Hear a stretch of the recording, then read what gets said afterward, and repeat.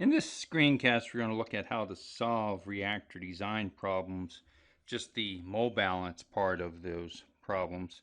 And this is just an overview of the approach for ideal reactors, and then we'll provide links to more details for each of the type reactors and links to example problems that go through the actual calculations. So a few things that we want to keep in mind about most chemical reactors, and that affects the approach we're going to use to model these reactors, is that most reactors have multiple reactions taking place simultaneously. And the implication of this is that the calculations can become complicated, and we end up solving most of them numerically because we have a number of mole balances.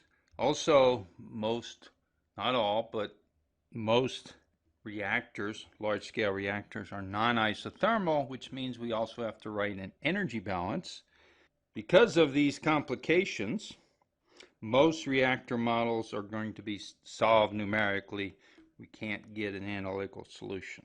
So then, a couple important aspects, some things we need to keep in mind when we write down the mole balances for these reactors are the following. One is that we write mole balances on individual components.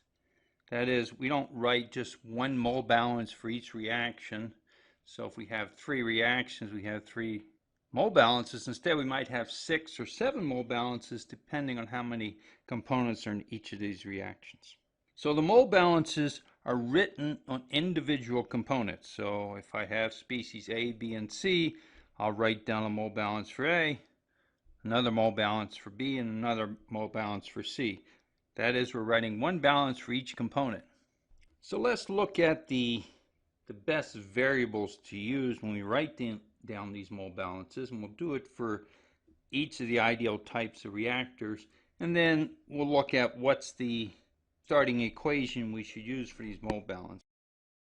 We'll start off with the batch reactor and also the semi-batch, because they really have a lot of similarities.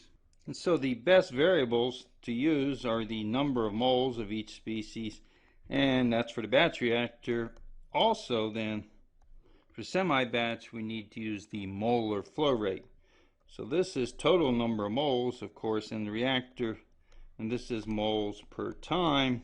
And the general form then of the starting equation, say for component A, change in the number of moles of A respect to time, that's the accumulation term, is equal to the rate of reaction. That's for a batch reactor. For a semi-batch, we may have additional terms such as flow of A into the reactor or flow of A out. We may have one of these terms, we could have both of these terms.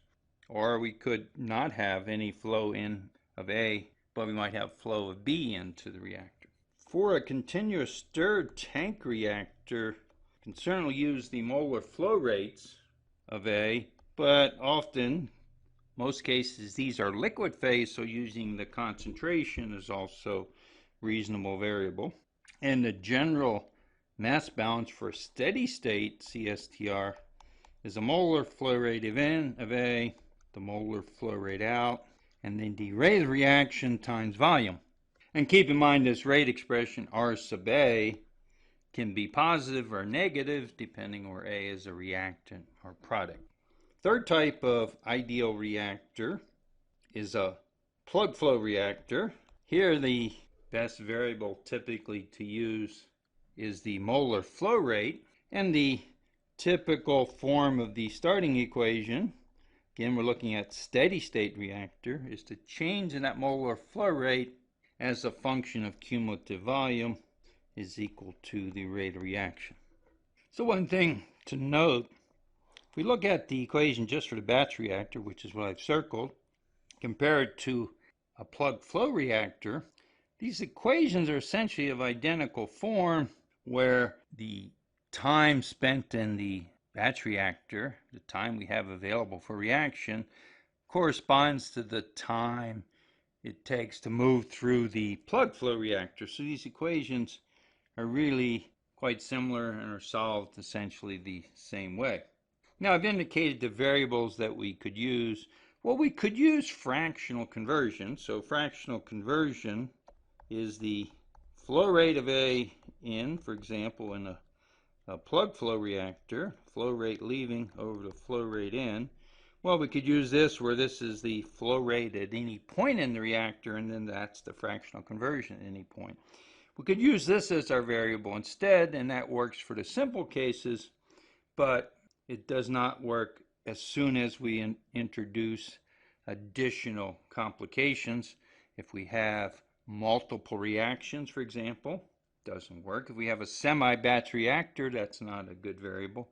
If we look at the startup of a CSTR, we've indicated here the steady state equation, but if we look at the startup, and what's going to be different in startup is we'd have, instead of 0 on the left side of this equation, we have the change in the number of moles of A with respect to time in accumulation term.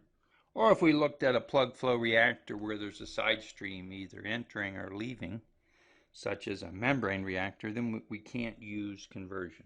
So our general approach then to solving mole balances in reactors is, first we start with the mole balance and we write as many mole balances as we have species in the reactor.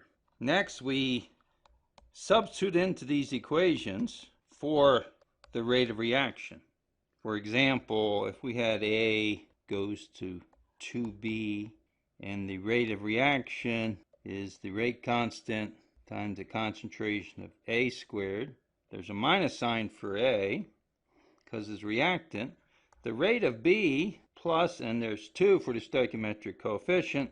We would substitute these into the appropriate equation, keeping in mind the stoichiometric coefficients. The third thing then that we would do, if we have gas phase reactions, flow reactor, which is typically how we carry out gas phase reactions, we have to account for the fact that often the volumetric flow rate changes as we move through the reactor. For example, in a plug flow reactor, the volumetric flow rate changes because the temperature changes. As temperature changes, if you think of ideal gas law, then the volume, if temperature increases, the volume increases. If it's a packed bed reactor and the pressure is dropping, this means the gas expands, occupies more volume. This affects the concentration, therefore affects the rate of reaction.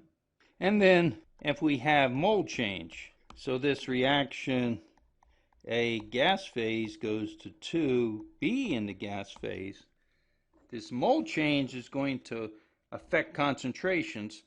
As we move through the reactor, the concentration of A is decreasing because of reaction, but it's also decreasing because it's getting diluted by B, and this is going to slow down the reaction more than it would be otherwise, and we have to account for that.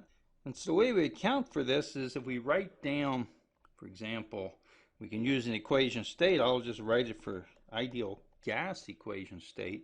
The concentration is a function of pressure, temperature, ideal gas constant, and the mole fraction of A, which in a flow reactor we can write, for the simple case of just A and B present, the ratio flow rate of A over the flow rate of A plus B is the mole fraction of A, and then pressure over RT. So we use this for each of the components that we have in the rate expressions, and then the next thing we do is solve these equations numerically. Of course, this also makes it easy to change conditions and look at what happens. So keep in mind when we use concentrations, these are local concentrations in the reactor.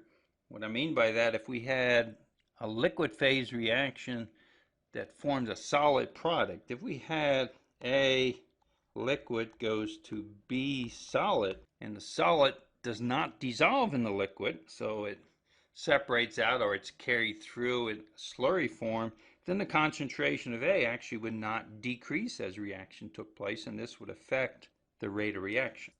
And so in this screencast, we provided links for the various reactors that goes through details of where these mass balances came from and then how to use them in calculations. But here we're trying to give you an overview of writing mass balances for chemical reactors.